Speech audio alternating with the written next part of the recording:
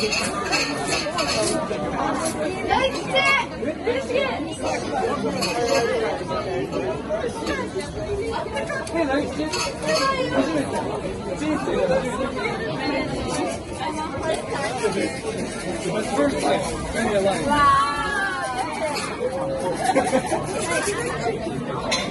dileklerde, icra bakın, çok kötü dileklerde şuradaki şeye atılıyor. Sabit kalmaları için. Kötü dilek asma yeri burası. Dilekler burada kalsın diye asılıyorlar.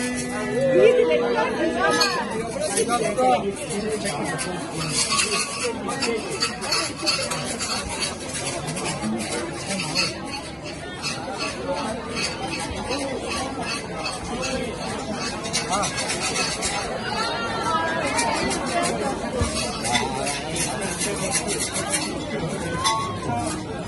I take